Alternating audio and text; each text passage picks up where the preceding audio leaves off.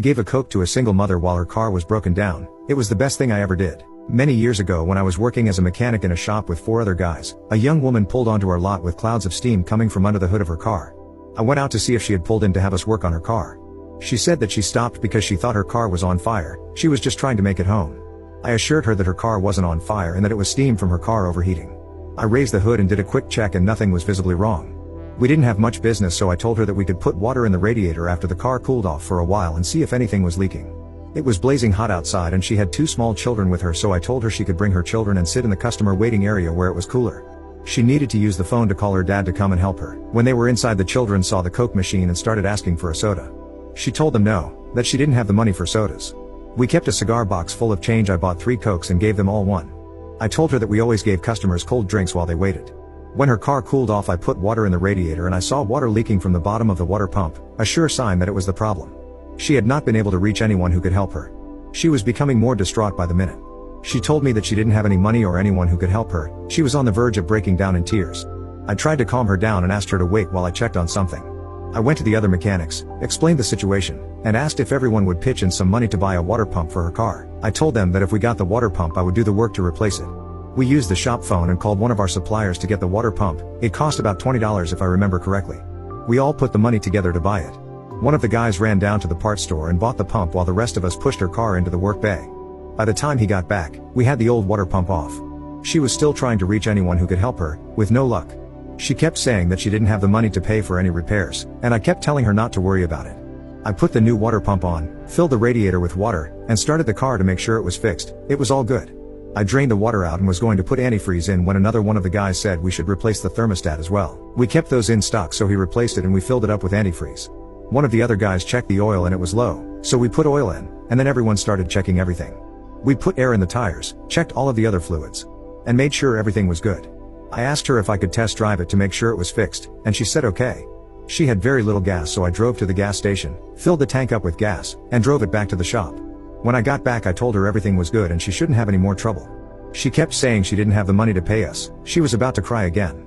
I finally got her to settle down and she put her kids in the car and left after thanking us over and over again. We all felt good about helping her. The next day her father came in and wanted to pay us for the work, but nobody wanted to take any money.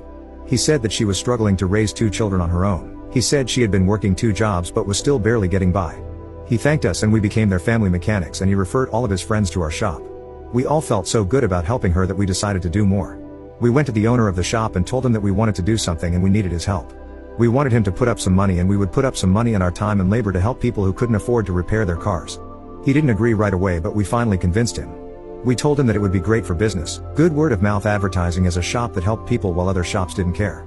He liked that idea and gave us the go-ahead as long as it didn't interfere with our regular work and didn't cost him a lot of money. We all worked on commission, so our time and labor didn't cost him anything when we didn't have cars to work on. We decided to go to a few churches and talk to the preachers. We told them our idea was to offer help to people who had car problems that they couldn't afford to fix. We told them that we would help anyone as long as we had the money to do it. They all thought it was a great idea, and a couple of them already had people in mind. We told them that if people could afford to pay a little, that we would accept it so we could use the money to keep going, but if they couldn't pay anything, that was fine. So we started. Sometimes we worked on their cars when business was slow, and sometimes we worked a couple of hours after the shop closed. I remember a couple of us working all night on one car that a man needed to get to his job. And the word of mouth advertising worked. We started getting church members who heard about what we were doing and brought their cars in. They paid for the work and some donated to help us pay for parts.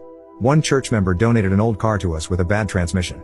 We went to a salvage yard in town and told the owner what we were doing, and he sold us a transmission at a big discount. We started getting all of our parts at a discount.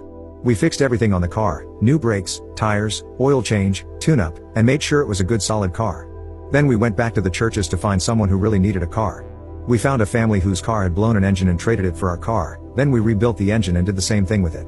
We probably fixed or donated 8 to 10 cars the first year.